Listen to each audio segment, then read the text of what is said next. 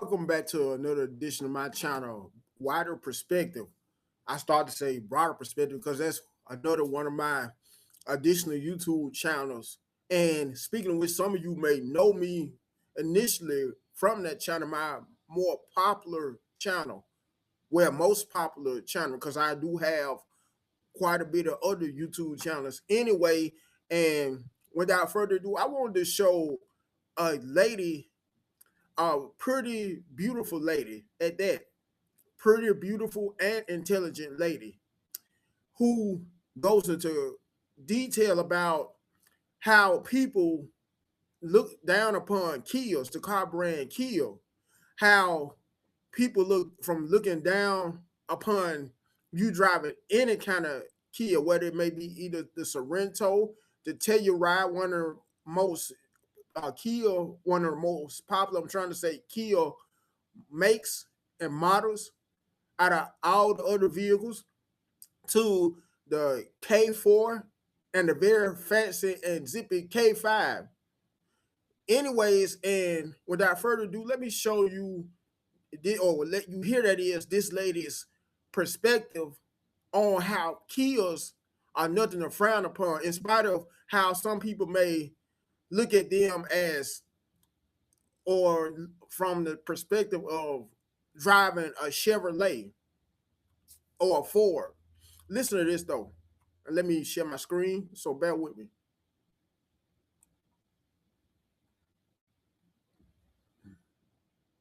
Good morning, everybody. To the lady who talked about Kia not being a luxury car, I thought I'd come on here and provide you some insights by a fellow Kia driver. Kia was not ever marketed as a luxury vehicle. However, the luxury comes in as it's an affordable vehicle, first and foremost. It looks like a luxury vehicle, and it is one of the most reliable vehicles out there. Economically, it's a gas saver. It doesn't cause you to be in the shop every time you turn around. And the brands that you named, Mercedes, Cadillac, Mercedes, I know so many people that own a Mercedes that their car is in the shop more than mine. So what I'm coming on here to say is that luxury comes with a luxury price tag. That means maintenance, that means gas, that means keeping up with all of the parts and labor that's on there. It comes with a luxury price tag. And I thought it was very irresponsible of you, in the economy that we are living in, to come on here and say something about Kia not being a luxury car. I don't think people give a damn about it being a luxury car. People give a damn about being able to get from point A to point B and not spending $85,000 on gas. So I don't know what kind of car you drive, but I agree with you that it is your opinion, but opinions are like assholes. Everybody has one. So my opinion is this: let people drive what they want to drive. Let people think what they want to think about their car. You drive your car, luxury or not, and let everybody else, leave everybody else alone. You said that we were butthurt, that you said something. As a Kia driver, I wasn't butthurt. I was more disappointed. I bought a Kia based on a recommendation from a family member. And they were on their second one, and they have had no maintenance issues, no anything. And the car that they drive looks luxury to me. Not that that was my main goal. I actually sought out to go and purchase a luxury car. But when I did the math wasn't math. It didn't make sense to me. So I decided that I was going to do something smart as a consumer and purchase something that was going to provide longevity, that was going to provide reliability, that was going to not cut holes in my pockets every time I went to purchase something or went to do something for the vehicle. It wasn't going to cost me an arm, a leg, and a kidney. So if anything, your opinion is baseless, because luxury cars are for people that have lots and lots and lots of money. And I'm not talking about six figures. I'm talking about you got to be up there in millionaire status to be able to not let that affect your budget. Okay. There are a lot of people that are out here driving luxury cars that really are living paycheck to paycheck. And it's just like the other lady that I saw on here, which I think her name is Unique. Your video was so smart, and I appreciate you speaking from a consumer standpoint. You indicated that people are buying smart.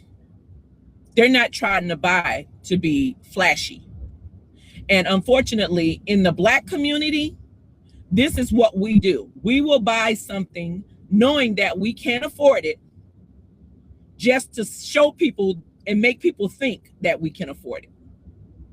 And I'm wondering if the first young lady that started this Kia BS, if she even has a luxury car, or is she driving a car that's above her means? Because a lot of us do that. A lot of Black Americans, we do that. And I think in this economy, it has taught a lot of us that it's not necessary to flash for other people, because people don't pay your bills. When you lose your car, them same people that was saying that they were cheering for you, they cheer even louder when your car is repossessed. And then if your car goes into the shop too often, they want to talk about you and say, why did you buy that raggedy car anyway? You know Mercedes are expensive. You know Cadillac is expensive. You know this and you know that and you know this. Everybody wants to be an advisor when something is wrong.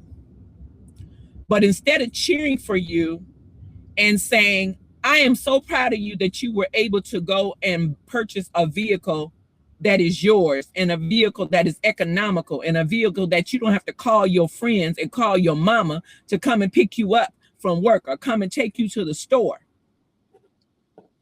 They never cheer for you like that. So to that lady that talked about Kia not being a luxury car,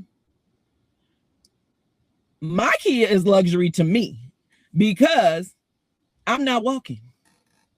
My Kia is luxury to me because I'm not in bankruptcy because of it. My Kia is luxury to me because it's mine and I like it. And my Kia is not old. I have a 2025 Kia and it is the top of the line Kia. Okay. So for you to say that it's not a luxury car, luxury is a state of mind. Okay. And again, I say, as Black Americans, we always think that just because it's a Mercedes or whatever you consider a luxury car, that we've made it.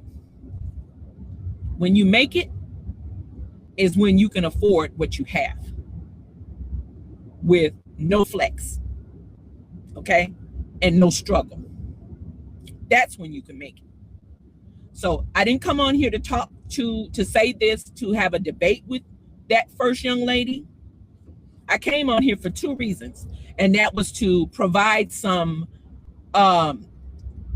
opinionated insight for that first young lady, and to congratulate the second young lady for speaking up for people who make sensible purchases and who care about feeding their family over riding around in a Mercedes. And that's what I came on here for.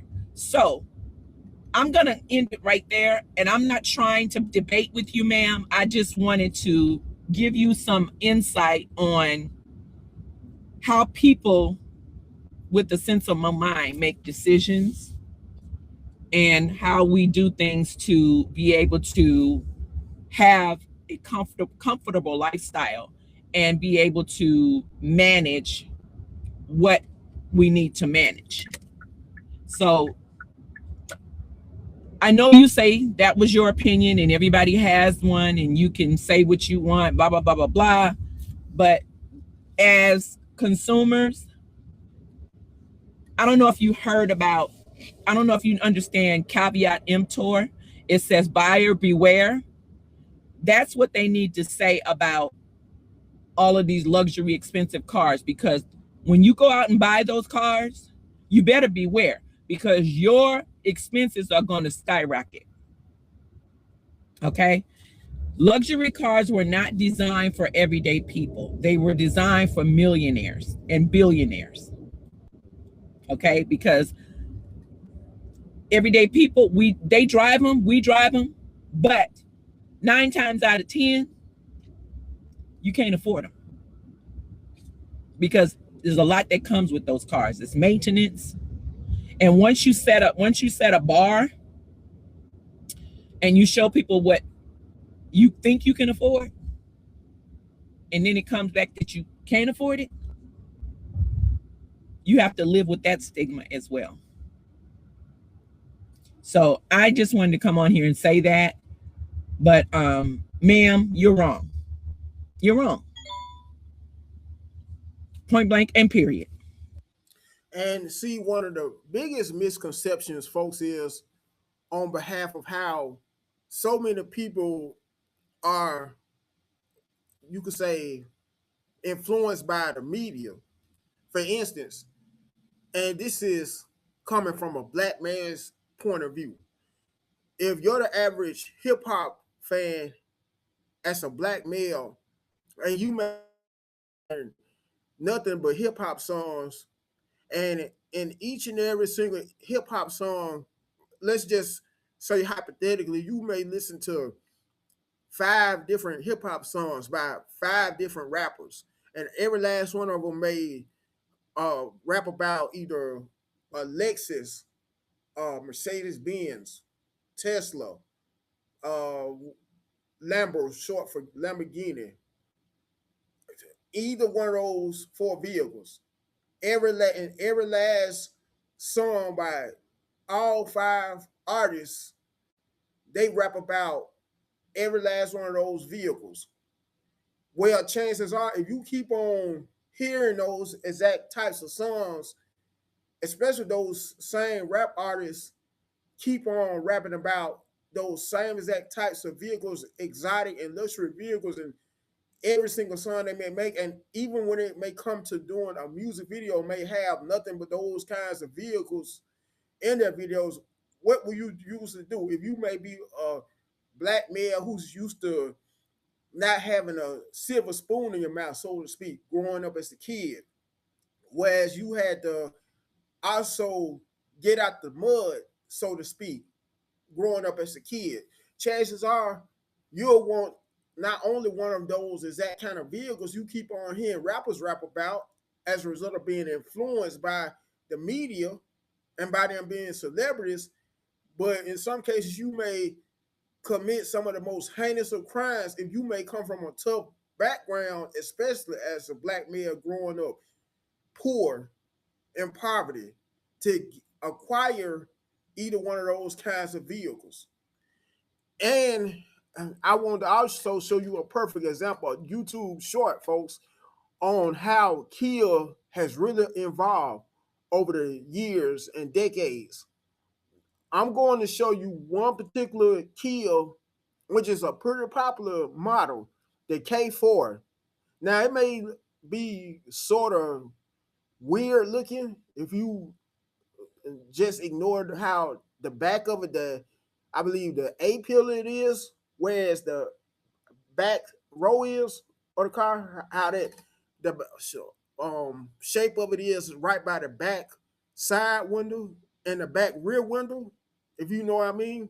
Anyways, let me stop sharing this screen, share my screen once again so I can show you exactly what I'm referring to. And this will be on behalf of a YouTube short. Just to show you how to some of the most modern, newest Kias are nothing to play with, nothing to frown on. Perks, quirks, and irks with the all-new 2025 Kia K4.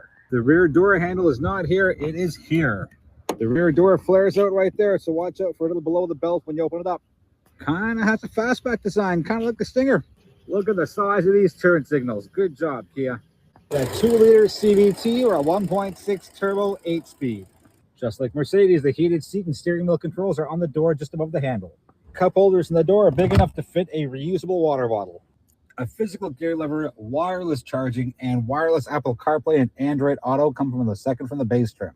Remote start on the second from the base trim. Good job, Kia. Gimmicky pop-out cup holders. There's one, there's the other. Got a squared-off steering wheel with the logo to the right. The key fob lights up when you hit lock and unlock. Temperature controls on the second from the base model are weird because they're buttons and there are no numbers. This is all there is. Perks, quirks, and irks with the all-new. Now, for a lot of my Mercedes-Benz owners, BMW owners, tell me, is there any much of a difference as far as the features and amenities of a Kia, even a Hyundai? Because judging from my research, both Hyundai or Hyundai, however you say it, and Kia are merged together.